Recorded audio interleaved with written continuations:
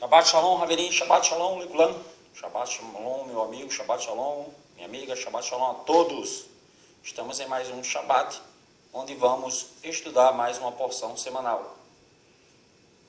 Você está no canal Gigi Gomes e aqui nós comparamos as religiões com as Sagradas Escrituras e denunciamos os sistemas do Massatã.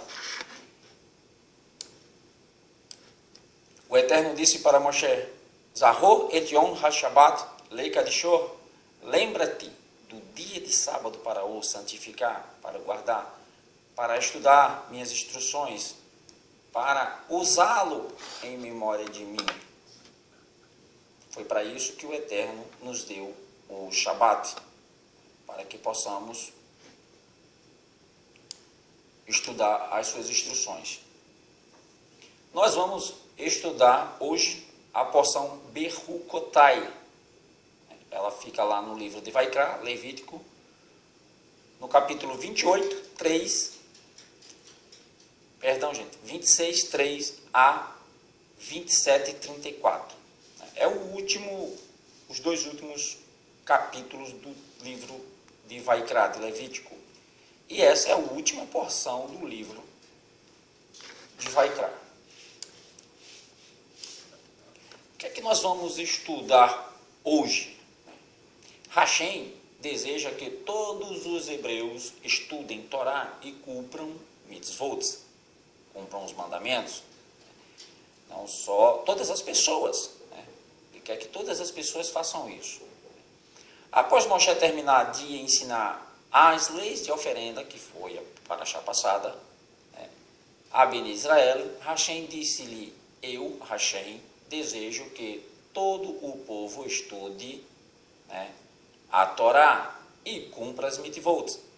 Hashem quer que devotamos, né, nosso coração e mente por inteiro ao estudo de Torá. Nossos sábios tornaram-se notáveis porque levaram o estudo de Torá a sério, né, muito a sério, de que qualquer outra ocupação neste mundo. Quando Ravá aprendeu a Torá, concentrou-se tão profundamente que nem deu conta, né, ou nem se deu conta de que o seu dedo estava sangrando. Quem também esquece os afazeres para estudar a Torá é Marta, né, a irmã de Madalena. Madalena, a irmã de Marta, tanto que Marta reclama com Yeshua, né? Não, a Yeshua diz, não, é que ela preferiu a parte melhor. Aí Marta disse, mas se não vier para aqui para a cozinha, ninguém come. Por aí, né? Madalena era esperta.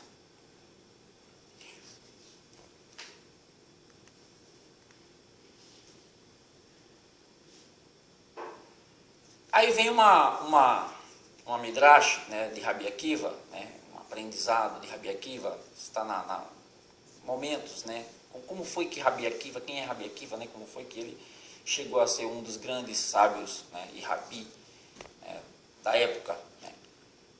Ele não aprendeu a Torá na juventude, né, mesmo quando já contava 40 anos, quase nada sabia. Ele era pastor e trabalhava para um homem rico, Kalbá Savoá. A filha de seu amo, Rahel, né, disse-lhe: Akiva, se você tentasse, poderia tornar-se um erudito de Torá. Como seria possível? Né, pensou tristemente Rabi Akiva. Sei tão pouco e há tanto o que aprender. Jamais serei um erudito de Torá. Um belo dia, Rabi Akiva passava por uma rocha, da qual a água estava pingando. A pedra era maravilhosamente lisa. Aquilo fez Rabi Akiva refletir. Como pode esta pedra ficar tão lisa? Perguntou às pessoas próximas a ele. É por causa das gotas d'água, disseram-lhe. A água goteja continuamente sobre a pedra até deixá-la lisa. E é isso o que frágeis gotas de água podem fazer a uma dura rocha. Perguntou-se Rabi Akiva. Podem penetrá-la porque gotejam sem cessar. Então, se eu estudar constantemente as palavras da Torá, elas certamente entrarão em meu coração. É por isso que a gente estuda todo sábado. E quando termina o ano, a gente volta e começa de novo, que é para que a Torá entre em nosso coração.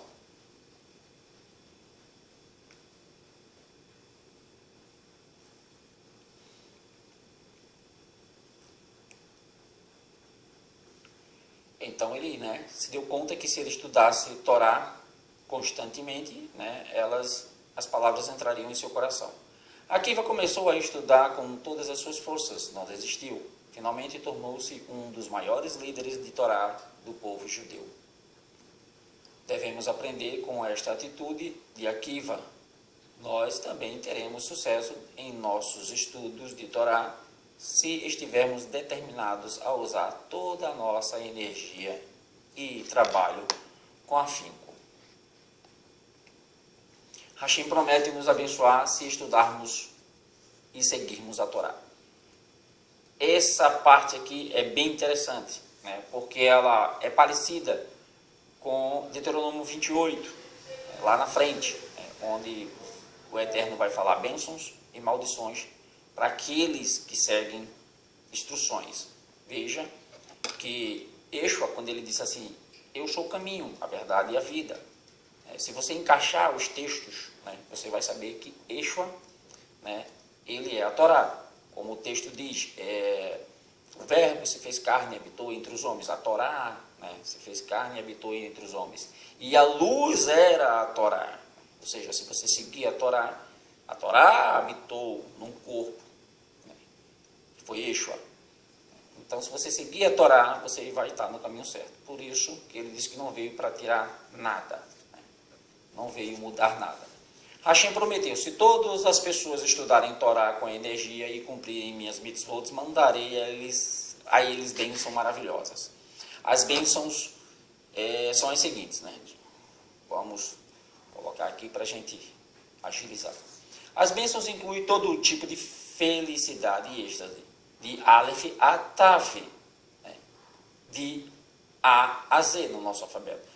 Vocês lembram que Yeshua disse assim, eu sou, na linguagem vulgata, da Bíblia vulgata que você tem na sua casa, aí ele diz, eu sou o alfa e o ômega. Só que alfa e ômega não é a primeira letra e a última letra do alfabeto hebraico. Então, Yeshua jamais diria isso.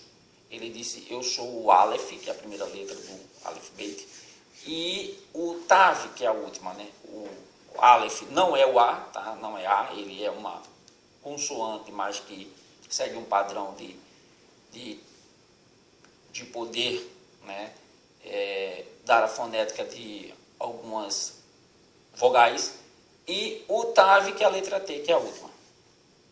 Quando o Yeshua disse isso, ele queria dizer o quê?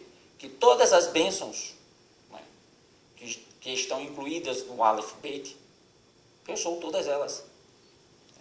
Elas começam com o seguinte, com a primeira letra do alfabeto, hebraico, Aleph, In Berukotai, e termina com a última letra, Tav, com Memiut.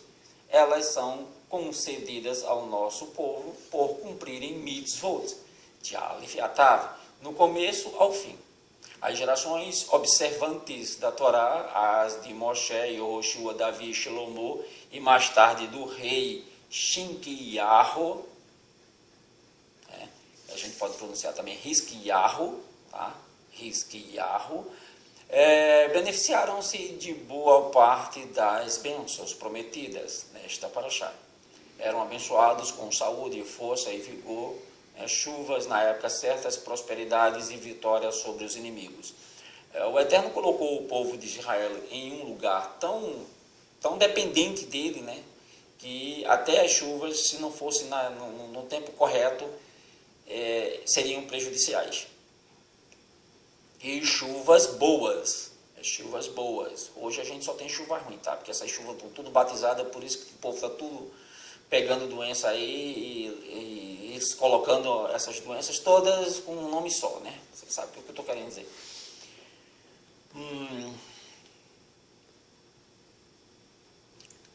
né? E vitória sobre os inimigos também. Eram provas, eram a prova viva do versículo, né? E todas as nações da terra verão que são chamados com o nome de Hashem e temerão vocês. Tá? Em Devarim 28, 10, foi o texto que eu acabei de citar, né? Isso é lá no finzinho, quando Moshe está dando um último recado para o povo antes de subir o monte. Não obstante, a completa gama de bênção ainda não se realizou. Bnei Israel jamais atingirão o nível de perfeição, né, necessário para que as bênçãos divinas lhes sejam concedidas em sua totalidade. O Todo-Poderoso prometeu que todas as bênçãos mencionadas nesta paraxá serão cristalizadas e cumpridas numa era futura, quando Bnei Israel observarão e estudarão a Torá. As bênçãos divinas são introduzidas pela palavra Imberukotai Telehu, 26:3, que significam se apenas andarem e labutarem em minha Torá. Se apenas andarem e labutarem em minha Torá, isto é um clamor, um rogo ao povo hebreu. O Todo-Poderoso não tem desejo mais ardente que estudemos ou inundarmos, né, de bênçãos. O desejo dele é esse, nos inundar de bênção. Por isso, implora-nos, por favor, estudem minha Torá e cumpram as minhas mitzvot, permitindo-me conceder-lhe minhas bênçãos. Quais foram as bênçãos prometidas que Hashem nos prometeu? Aí eu pergunto para você, quando você teve algum prejuízo financeiro, lembre do último prejuízo financeiro que você teve. Você vai observar que foi falta de conhecimento da Torá. Que você transgrediu algum mandamento. Por isso que você teve prejuízo. E por isso que o Eterno diz, estudem, que é para não cometer erros. Primeira bênção, a chuva, né? Hashem prometeu, mandarei chuva a Eretz Israel na época apropriada. Isto inclui muitas bênçãos, né? A chuva faz com que o ar e a água potável sejam puros, só que as chuvas de hoje não, porque está tudo batizado, né? Team Trials está contaminando tudo aí. Como resultado disso, as pessoas serão saudáveis e viverão até uma idade avançada. Terão filhos saudáveis e animais também vicejarão. Hoje é difícil ter filho saudável e viver muito tempo. A quantidade certa de chuva cairá na estação em que é necessária para o grão crescer, por isto as colheitas serão fartas. A chuva não cairá em épocas inconvenientes, quando as pessoas estão ao relento e terão problemas. Hashem mandará a chuva durante a noite, enquanto as pessoas estão dormindo. A chuva cairá especialmente na noite de sexta-feira, enquanto cada família está reunida em casa na mesa do Shabat, que é hoje, que é agora. Pode chover. Vai chover o dia todo aqui hoje. A bênção da comida farta, é a segunda, né? Hashem prometeu ainda, abençoarei os frutos e grãos de Israel. Até as árvores que normalmente não dão frutos começarão a produzi-las, e as frutas amadurecerão no espaço de um dia apenas. Por isso que Yeshua, quando viu uma árvore sem dar fruto, ele amaldiçoou ela. Era para você estar dando fruto, porque você não está dando. Haverá, né? Ou haverá tantos cereais que demorará muitos meses para debulhá-los. Gente, eu estou misturando aqui o hebraico com o português, tá? Perdão. Assim que terminarem de cuidar do grão, as uvas da vinha estarão maduras e terão de ser recolhidas. Devido à grande fartura, vocês não terão descanso entre uma colheita e outra. Pode ir lá ler o texto, né, de 26:3 ao último versículo de 27, que realmente o Eterno diz isso. A colheita vai ser tão grande que vocês não vão ter tempo. Né? Quando terminar de debulhar uma, já está começando para debulhar outra. Hashem nos recompensa com a mesma moeda por estarmos continuamente atarefados com a Torá e mitzvot. Ele nos manterá ocupado com uma colheita após a outra sem parar. Hashem prometeu, mesmo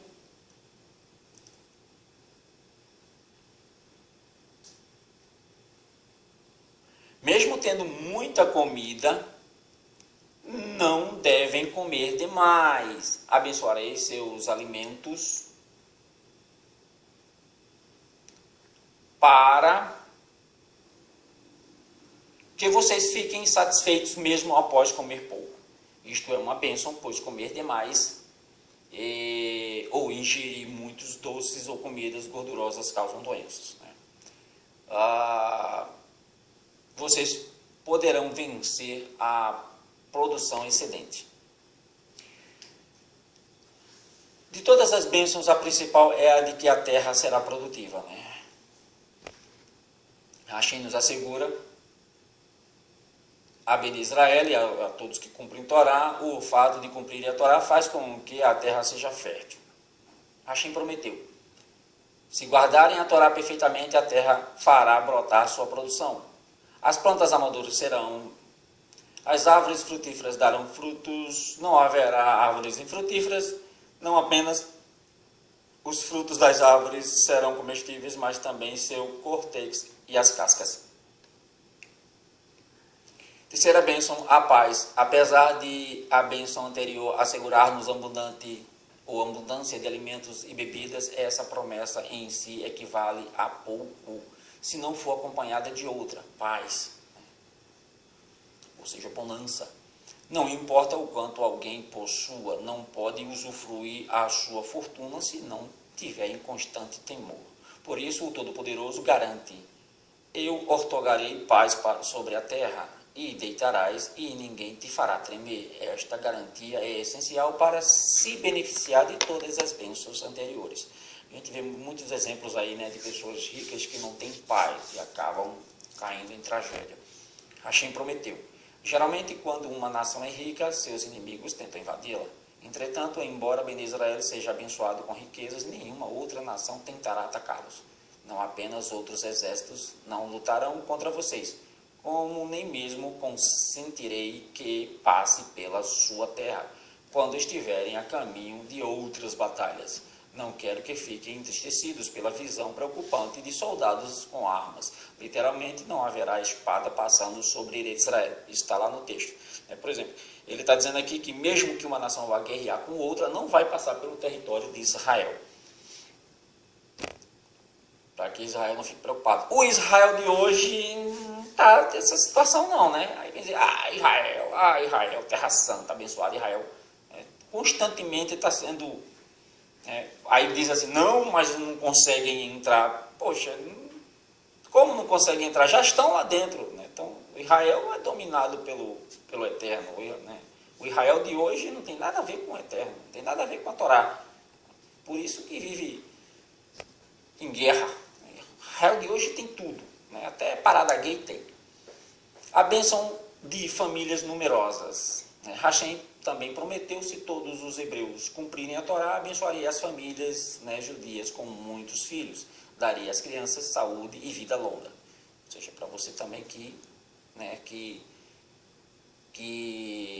quer cumprir a Torá. Cumprir a Torá não é fazer parte de uma religião, não. Tá? Cumprir mandamento não é fazer parte de uma religião, porque nenhuma religião quer cumprir mandamento. Porque mandamento não dá lucro. Os dogmas da tua religião dá lucro para ela, mas mandamento não dá não. Hashem disse: eu me voltarei a você e dedicarei meu devotado amor ao seu progresso físico, né, e sobrenatural. Seus filhos crescerão para se parecerem com você, né, moral e psicologicamente. Sua grandeza aumentará com toda criança que nasça, pois cada uma será portadora da Torá e mitzvot, reforçando os laços entre Hashem e o povo que cumpre Torá. No texto lá, né, o povo hebreu. A colheita melhorará com a idade. Hashem adicionou novas bênçãos. A produção estocada em seus silos não se estragará. Pelo contrário, toda a produção se tornará mais deliciosa e saborosa com a passagem do tempo. Sexta bênção, a bênção de que a Shekhinah, a presença divina, estará entre nós. Agora vem a última e mais importante bênção, né? Hashem prometeu: darei a vocês um terceiro e permanente Beit HaMikdash. Minha Shekhinah repousará não apenas no Beit HaMikdash é tabernáculo, tá? Mas onde quer que os hebreus estejam, sentirão como se eu estivesse caminhando entre vocês, pois lhe darei grande entendimento sobre mim, Para eles essa bênção não chegou, né? Mas para nós que cremos no sacrifício de Yeshua, Hamashiach, essa bênção já chegou, né? O templo do Eterno agora é os nossos corpos. Então, preste bem atenção no que você faz com o seu corpo.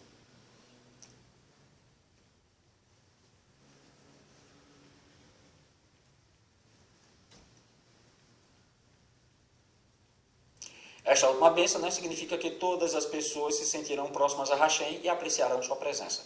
Esta é a maior de todas as alegrias possíveis. Por isso que Yeshua disse assim, o Malchut do Eterno, né, o Malchut de Hashem já está próximo, né, o reino, Malchut, reino. Hashem adverte os hebreus a nunca abandonarem a Torá em mitzvot. Aí agora vem a bronca, né, aonde eles falharam. Após Hashem ter explicado as bênçãos por cumprir a Torá, advertiu, nunca abandonem minha Torá, ou parem de cumprir minhas mitzvot. Se o fizerem, eu os punirei. Aí vem, não é que seja castigo, né? É a lei da semeadura. Vocês estão plantando isso aí, vocês vão colher lá na frente que vocês estão plantando agora. Hashem pressagiou 6 punições também. Ele mandará doenças, haverá escassez e fome em Eretz Israel, animais selvagens destruirão muitos hebreus, né? Os inimigos matarão muitos hebreus, Hashem enviará uma peste, e o Beit Hamikdash, o tabernáculo, será destruído em Bnei Israel, e Bnei Israel será escravo. Foi o que aconteceu, né? Eles pararam de cumprir as mitzvot, as instruções da Torá, e deu no que deu. E você acha que isso só foi no passado? Tenta fazer isso hoje. Enquanto acreditamos que o estudo de Torá e o cumprimento das mitzvot trazem bênçãos sobre o nosso povo, poderíamos concluir que negligenciá-los causa a ausência de bênçãos divinas. Esta é a última concepção errônea. A Torá mostra que, quando a Torá se afasta, acarreta-nos o oposto de bênçãos. Abaixo detalharemos algumas das maldições. Doenças, né? Hashem prometeu que se o povo hebreu for imperfeito, né, em seus atos, ele o protegerá de todas as doenças. Se eles forem perfeitos, né, será protegido. Como está escrito em Shemot 23, 25. E ele abençoará teu pão e a tua água, e eu removerei todas as doenças de teu remeio. Apesar de atualmente termos de procurar um conselho de um médico, não obstante devemos fazê-lo com a consciência de que são meros agentes do Todo-Poderoso e que Ele que dita a saúde e doença para nós. Se Ele quiser curar, Ele cura, se Ele quiser adoecer, Ele adoece. Quebrando o orgulho do poder do povo hebreu. Esta maldição possui diversas implicações, dentre elas. Isso serve para você também. Eu deitarei por terra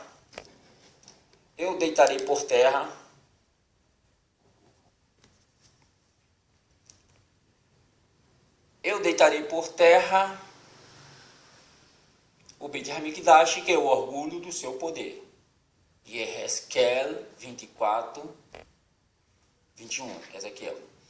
Apesar de a realização desta maldição causar pesar e luto ao nosso povo, ela contém ao povo hebreu, né? Povo judeu, no caso. Não obstante uma bondade oculta. Quando o salmista Asaf compôs o salmo referente à destruição do Beit Hamikdash, iniciou com as palavras, um cântico para Asaf. Ó Hashem, as nações odiosas entraram em tua herança, profanaram o santuário da tua santidade. Terrilim 79, 1. Não é bem assim, né? O povo hebreu foi os primeiros a profanar, né? Vamos ser sinceros. Por que denominou sua composição de cântico? Parece que a introdução apropriada a esse salmo deveria ser uma ode, né? Ou um lamento, ou uma elegia de Asaf. A explicação pode ser compreendida através de uma parábola. O rei construiu uma elegante casa de veraneio para seu filho.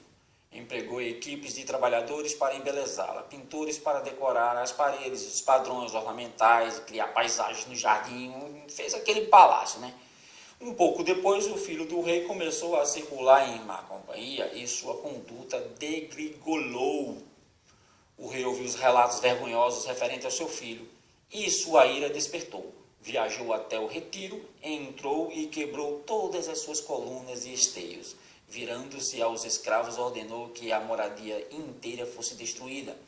O tutor do príncipe presenciou a cena de destruição, né, todo aquele palácio que ele fez para o filho, curvou-se, apanhou um caniço de bambu no chão e, utilizando-se como uma flauta, começou a tocar em uma melodia alegre. Os presentes só podiam ficar estupefatos, pois sabiam o quanto o tutor amava o príncipe. Como pode tocar uma melodia alegre enquanto o rei está destruindo a casa de veraneio de seu filho? Indagaram-lhe. Estou aliviado, esclareceu o tutor, pois o rei descarregou sua ira sobre as paredes da casa em vez de sobre o próprio príncipe. Se sua ira tivesse atingido o filho, teria decretado a ele a pena capital. Similarmente, Asaf explicou a seus contemporâneos: estou contente, pois Rachem atravessou sua ira sobre madeiras e pedras do Beit Hamikdash, em vez de destruir Bene Israel. A maldição da Torá, acima mencionada, não obstante sua sinistra mensagem, denota que o povo sobreviverá e poderá, por conseguinte, reconstruir seus santuários destruídos. Sabe o que foi que Yeshua disse? Até isso. Eu destruo e levanto esse santuário em 3 dias. Aí os caras, como é que pode em 3 dias? Levou não sei quantos anos. 7 anos, parece, né? Para ser construído. O cerco do inimigo, levando a fome, a morte e a fome, né? Essa foi mais uma maldição. A maldição da falta de alimentos realizou-se durante a destruição de ambos os templos, durante o cerco romano em Jerusalém, antes da destruição do segundo Beit Hamikdash. Ocorreu o seguinte, eu vou dar um resumo aqui, né? A cidade de Jerusalém orgulhava-se de 3 homens cujas fortunas eram, né, proverbiais. Nakidmon, né, do radical, vem de Nakad, brilho, esse era um. O segundo era Ben Kalbá, savua, né, e o terceiro, Kalbá, vem de Kalev, né, que é coração, que tocou meu coração, cachorro. E o terceiro, deu o nome do terceiro aqui, era Ben Tzitzit Haquensas. Esses caras eram muito ricos, né? E esses 3 homens prometeram colocar suas fortunas à disposição da cidade sitiada, suprindo-a com trigo e cevada, como com líquidos, né? E o terceiro com lenha e madeira. Suas fortunas, né, eram tão imensas que seu fornecimento supria a cidade pelos 21 anos seguintes. Todavia, havia entre o povo um grupo de militares judeus que recusavam-se a seguir a política dos sábios de se submeterem a Roma. E exigiam guerra e, por este motivo, atearam fogo aos armazéns. Aí veio fome e escassez, né? A fome aumentou até que, ao final, até mesmo os mais ricos não tinham sequer uma migalha de pão para comer. Ao andar pelas ruas, Rabi Yohanan ben Zakkai percebeu pessoas que cozinhavam palha e bebiam esta sopa. Durante a destruição do templo, as classes mais elevadas ainda possuíam um alimento, apesar da carestia geral, né? Contudo, durante a destruição do segundo Beit Hamikdash, a nobreza judaica também morria de fome. No início do cerco de Jerusalém, os judeus ricos encheram cestas com ouro para os romanos que estavam fora das muralhas da cidade. Estavam subornando os caras, né? Em troca de alimentos. Os romanos trocavam cada cesta carregada de ouro por uma cheia de carne, alimentos. Mais tarde, pegavam o ouro e devolviam uma cesta cheia de palha. Os judeus famintos cozinhavam a palha e bebiam o líquido. Ao final, os romanos pegavam a cesta cheia de ouro e devolviam-as vazias. Mais uma maldição, o Beit Hamikdash e a terra ficarão desolados. Eu não aceitarei suas oferendas com satisfação. Por fim, o serviço do Beit Hamikdash cessará. Antes da destruição do primeiro Beit Hamikdash, a Avodá continuou, apesar dos inimigos terem entrado em Jerusalém, quando já não havia mais cordeiros disponíveis para oferendas. Subornavam os inimigos com cestas de ouro para contrabandear os animais necessários por sobre as muralhas. Não adiantava mais, né? O Eterno disse, eu não aceito mais os animais, vocês já fizeram besteira demais e agora estão querendo, não aceito mais. Em 17 de Tammuz, não receberam mais animais, o sacrifício diário chegou ao fim, os outros serviços continuaram até 7 de Av. Daniel, ele profetiza isso aí, né? Está lá em Daniel 8, 9, 10, eu acho, se eu não me engano, né? E os sacrifícios cessarão, e ele se engrandecerá e colocará um fim nos sacrifícios e se engrandecerá, e tudo que ele fizer, ele vai se dar bem, que é o Império Romano, que até hoje nós vivemos ele, né? O texto de Daniel também diz que ele lançará a verdade por terra, né? Isso aí é bem nítido quando a gente compara as traduções católicas, né, da Vulgata, que eles preferiam a Vulgata do que a Septuaginta, e com os originais, né? Eles pegaram a verdade e lançaram por terra porque adulteraram todas as escrituras. Mas a Torá, ela continua intacta. No original, ela continua intacta, no hebraico. O versículo conclui né, a Torá adverte, né, que as cidades antes bastante povoadas ficarão desoladas e de transuentes, né, e a terra desolada de habitação. O versículo conclui com a garantia reconfortante. O Todo-Poderoso não deseja que estranhos se instalem-se permanentemente em Israel, permanentemente em Eretz Israel, né? E delas usufruam. Esse Israel que está aí, né, ele está invadido, né? Ele não são israelitas verdadeiros, não são judeus verdadeiros. Por isso ele prometeu, e ela ficará desolada de seus inimigos que nela vivem. Isto implica que nenhuma outra nação, a não ser Bene Israel, encontrará satisfação em habitar a terra, e consequentemente nenhuma ocupará a terra permanentemente, né? Você vê o troca-troca, né? Faixa de Gaza, Cisjordânia, por aí vai. Ora pertence a um, hora pertence a outro, e por aí vai. Não tem dono ainda. De fato, apesar de, no decorrer dos séculos, muitas nações terem tentado reconstruir Israel, nenhuma obteve sucesso. Desde a destruição do templo, a terra não recebeu nenhuma nação estrangeira, gentilmente sinal de que guarda o retorno de seus filhos na era do Mashiach. Para a gente, quando o Mashiach voltar. Eles dizem que aquela profecia que como uma nação como, né, um povo se torna uma nação, como se cria uma nação em um dia, né? Aconteceu lá em 48 com Israel. Eu não acredito que essa profecia tenha se concluído, tenha se, né, concluído, se manifestado nesse Israel que está aí em 48, né? Eu ainda acho, porque, né, ainda não é o reino do Mashiach. Então, para mim, essa profecia é só quando o Mashiach voltar, que ele estabeleceu o reino dele, aí sim, num dia só, ele vai criar a nação de Israel. E esse Estado judeu que está aí não é o reino do Mashiach. Aí depois vem o exílio, e espalharei vocês entre as nações. Aí, né, o que o Eterno falou, né, 2.500 anos atrás, se concluiu, né? A diáspora está aí, o povo judeu espalhado por todo lugar.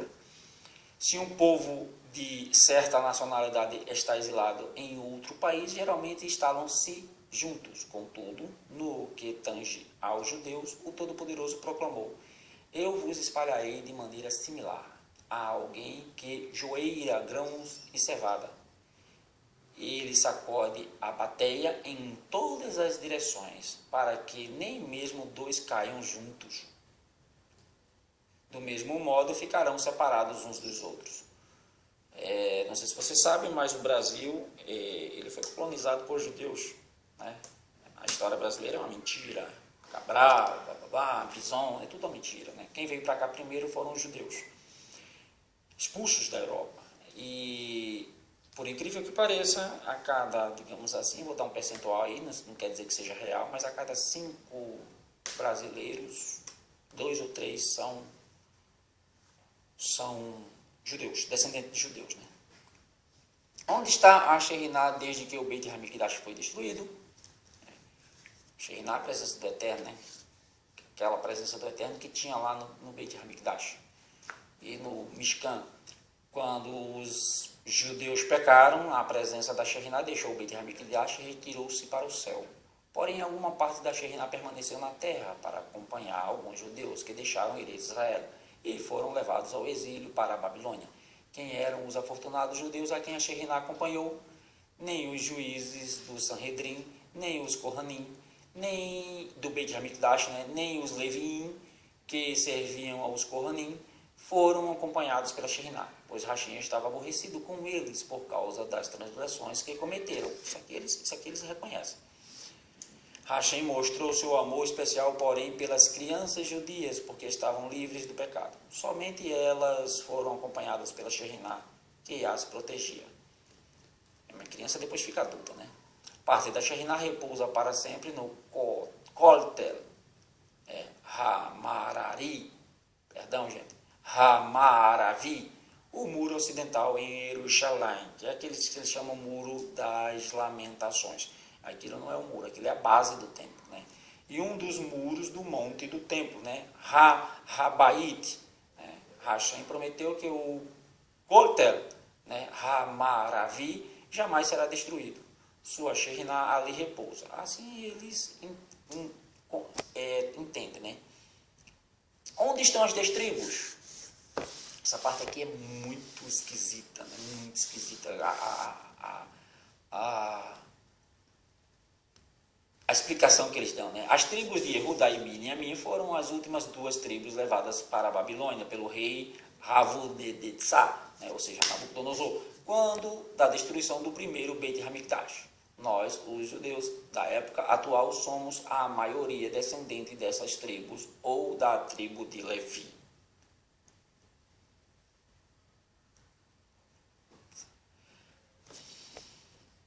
Onde estão as outras 10 tribos foram levadas. Essa parte aqui é engraçada, né? Eu vou ler assim, uma das ramificações do judaísmo, a explicação que eles dão. Imagina, escuta só.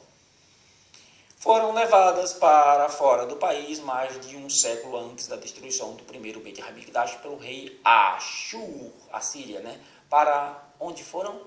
O Midrash, né? Aí eles querem, né, explicar isso com uma Midrash. O Midrash nos conta que Hashem escondeu as 10 tribos atrás do rio Sambaation. Este rio é chamado de Sambaation ou Sabation, porque age estranhamente no Shabat. Durante toda a semana flui e joga pedrinhas para cima. Entretanto, no Shabat fica completamente imóvel. Hoje, não sabemos a localização desse rio ou a das tribos perdidas. Quando Mashiach vier, Hashem fará com que as tribos perdidas se reúnam a todos os judeus. Essa é a explicação, né, que eles dão, né, para a mistureba que eles fizeram, de terem se misturado, né, com outras nações. Aí a explicação que eles dão são essa daqui. Quando Yeshua diz assim, eu vim para os filhos de Israel que estão perdidos, eu vim para os perdidos. Ele estava falando das outras 10 tribos.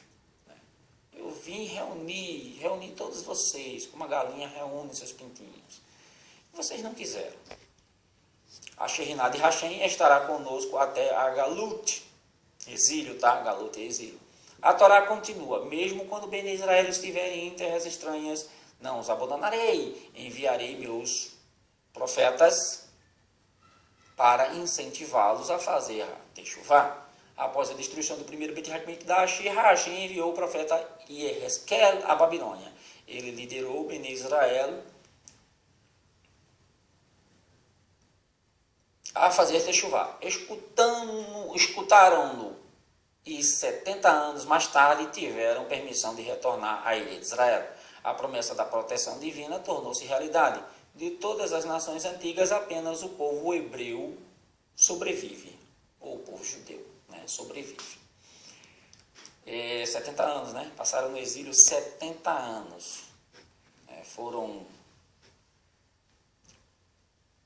490 anos, descumprindo, né, a Shemitah, que são os Shabbatot anuais. Isso aí, né? Não vou fazer essa matemática agora, porque, se eu não me engano, dá 45 Shabbatot, eu acho que é isso. Então dá 70 anos, né? 7 vezes 7, e por aí vai. Eu estava até discutindo isso, né, com uma colega minha, falando sobre perdão, e ela disse, não, quando o Yeshua disse 70 vezes 7 é porque é um número infinito. Ela disse, não, mas o 7 não é infinito. O infinito é o 8. O 8 é que é infinito, porque a raiz da palavra Yeshua, a raiz da palavra Torá e a raiz do tetragrama, o Yud He Vav He, que é o nome do Eterno, é 8. Então, os três são infinitos e eternos, né? Por isso que a raiz deles é 8. 7 pode ser o número da perfeição, o número do descanso, né? Não de infinito. Mas se existe alguma, né, linha de pensamento dentro do judaísmo que diga que o 7 é número infinito, tá, né, pode ser. Mas o que é que eu acho que quando Yeshua disse assim, aí perguntaram a ele, o homem perdoa o outro quantas vezes? Aí ele lembra o pecado de Israel. Aí ele diz 70 vezes 7. Né? Quando ele diz 70 vezes 7, né, ele está lembrando os 70 anos que Israel passou no exílio.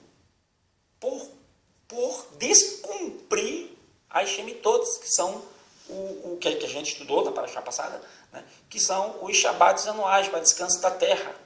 Né. O meu pai, né, a quem vocês chamam de pai também, perdoou vocês por vocês passarem 450 anos transgredindo a Torá. Lembrem-se. Então, quando alguém pedir perdão a vocês, lembrem-se que vocês passaram 70 anos, né, no exílio por conta dos pecados, e o Pai Eterno perdoou vocês. Então, não só 70, mas 70 vezes 7. Se ele perdoou 70, né, 70, deixaram você 70 anos e perdoou 450, né, 490, então, aí os caras, pegou na veia essa. Vamos lá. A ovelha e os 70 lobos, né? O imperador de Roma, ainda vem a calhar aqui, né, a Midrash. O imperador de Roma disse a Rabi Yoshua ben Hananiah, é incrível como uma pequena ovelha consegue viver entre uma matilha de 70 lobos.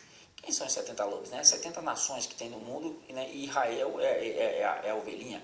Quem é a ovelha a quem o imperador se refere? O povo hebreu, né? Israel. E quem é ele comparou os 70 lobos? As nações do mundo que procuram incessantemente destruir o povo hebreu. Realmente, né? Não é nem o território de Israel, é o povo hebreu, para acabar com a tradição oral. Entretanto, Rabi Yoshua respondeu ao imperador, não admire a ovelha, admire o pastor que a protege dos dentes de 70 lobos. O povo, né, hebreu, né, o povo do Eterno, a gente pode tirar a palavra hebreu, né, ou judeu, coloca o povo do Eterno, teria sido destruído há muito tempo. Não fora a especial proteção de Hashem prometida na Torá. E tropeçarão e falharão um por causa dos outros. Mais uma maldição, né? As palavras desse versículo são interpretadas pelos sábios como por causa dos pecados do outro. Ensina o princípio fundamental da Torá e responsabilidade mútua. Se uma pessoa transgride uma lei da Torá, outra pessoa que poderia protestar, mas em vez disso apenas observou a transgressão em silêncio, é cobrada pelo pecado de seu semelhante. Imagina, né? E quando Yaakov, né, Tiago diz assim, adverte o cara do pecado dele, porque se você não advertir, você vai ser cobrado pelo sangue dele. Né? E aí, o que é que ele diz no final? Se você advertir ele e ele se converter, você vai estar livrando essa pessoa, né, do fogo eterno, né, no caso. E um monte de sangue. Porque um pecado, né, se você não adverte a pessoa daquele pecado pode gerar vários outros pecados e atingir outras pessoas também que poderão seguir, né, aquele costume daquela pessoa. Por exemplo, vou dar um exemplo, tá? Nada contra quem toca rock, quem não sei o que, mas o rock trash. O satanismo do rock trash, né?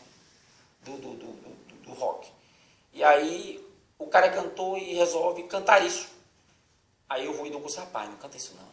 Não, isso vai levar as pessoas a, né, a se drogar, né, a se matar. Né? Aí se o cara ouvir, eu livrei um monte de gente de pecado. Porque ele ia ganhar muitos seguidores.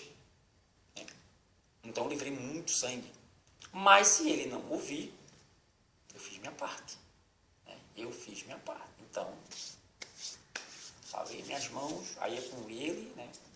Minha parte eu fiz. Você já fez sua parte? Você já fez sua parte? Vamos lá. Ele dá uma midrash aqui também, né? Eu dei uma aqui, né? Mas eu vou ler a dele. Ele diz que tem, digamos assim, o avião, né? Tá cheio e todos estão indo muito bem no avião. E aí, de repente, um passageiro pega uma furadeira, começa a furar debaixo do banco dele, né? Aí as pessoas começam a chegar para ele, o que é que você está fazendo aí? Você não pode, né? Se você fizer isso, você vai botar a vida da gente toda em risco. Né? Ele diz, não, mas o assento é meu. Né? Não, que assento é teu? Não, aqui não tem assento de ninguém, não. Ele, não, eu estou furando debaixo do meu assento, o assento é meu, eu faço o que eu quiser. Não, mas aqui nada é particular, não. O assento não é seu, não. Né? Você não tem nada aqui. A gente não tem nada aqui, né?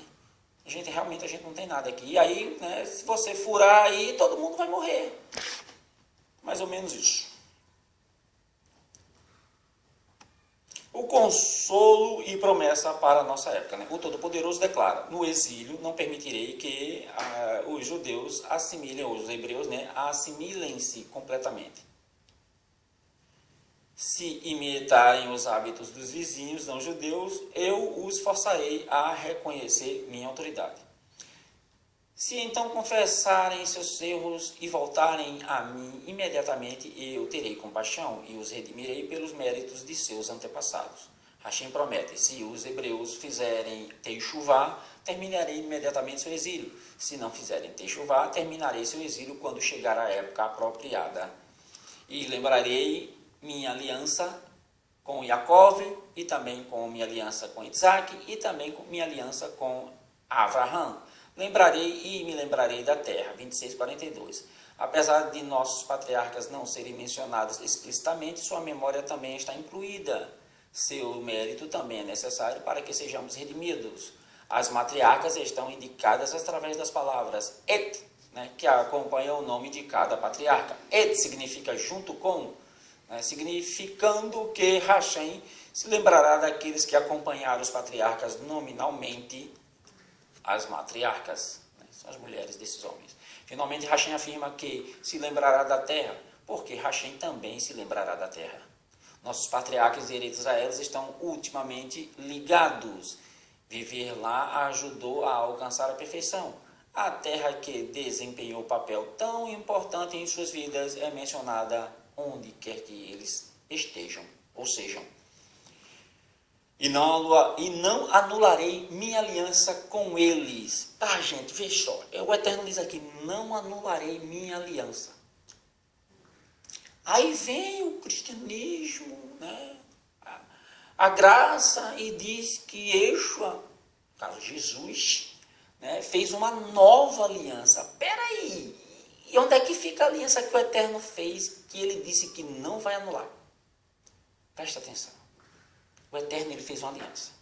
Quem quebrou essa aliança foi o povo, não foi o Eterno. Eu não anularei. A aliança que eu fiz, eu não anularei.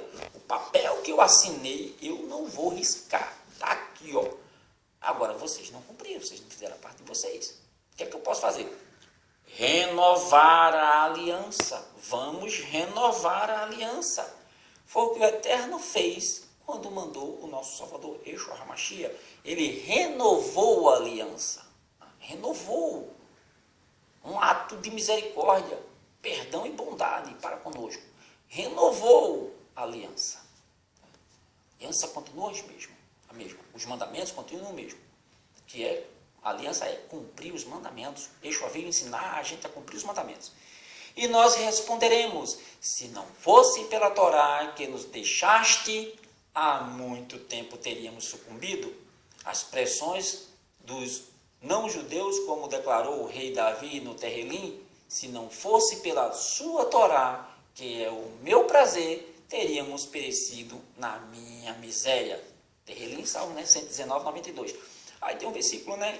Como é que eles fazem? Né? Se não fosse as tuas misericórdias, né? Já teríamos perecido. Vê só como ele pode dizer, tuas misericórdias. Não, se não fosse a tua Torá, porque a Torá é que nos dá bênção. Né? A Torá é que nos dá bênção. Se não fosse a Torá do Eterno, né? Se não fosse a aliança que é a Torá do Eterno, a gente estava ferrado já. Né? É por causa da Torá, que é a aliança. A aliança está na Torá. A Torá é a aliança. Se não fosse ela, estávamos ferrados. E ela veio e habitou num corpo, Yeshua HaMashiach, né, para nossa alegria. Aí vem doar dinheiro no valor de uma pessoa ao Beit HaMikdash, né? Não vou comentar sobre isso, está lá no texto, né? Tem também um agricultor que deve doar a 10ª parte de seus animais recém-nascidos, está lá na Torá também. Como é que ele fazia isso? Né? Ele deixava os animais passar, né? Quando chegavam 10 animais, aí, né, ele dava. Né? Vamos terminar a paraxá de hoje, né, com as palavras, né? Aqui é judaísmo, né? Mas é um judaísmo legal, né? Judaísmo legal, né? Ao concluir cada um dos 5 livros da Torá, né, costume, né, toda a congregação, somos nós que estamos assistindo aqui, proclamar, né, seguida pelo Razão, né, texto de alegria, Razão, né, Hazak, Veniti, Hazek, sejam fortes, e fortaleçam-se. Esse é o meu, né, é o meu, digamos assim, minha vontade para com vocês, né? Vamos terminar o paraxá de hoje, a paraxá de hoje, né, recitando a Bericat Kohanim. E obrigado se você está assistindo, obrigado se você está compartilhando, né? Obrigado se você está aí, né, dando joinha, né, apertando aí no like. Não é para mim, tá? Jamais eu quero ser conhecido, tanto que continua simplesinho assim, o bicho feio falando. Né? É para que outros cheguem à verdade. Isso é bom. Né? Outros cheguem à verdade. Se você não quiser compartilhar, né, faz do mesmo jeito.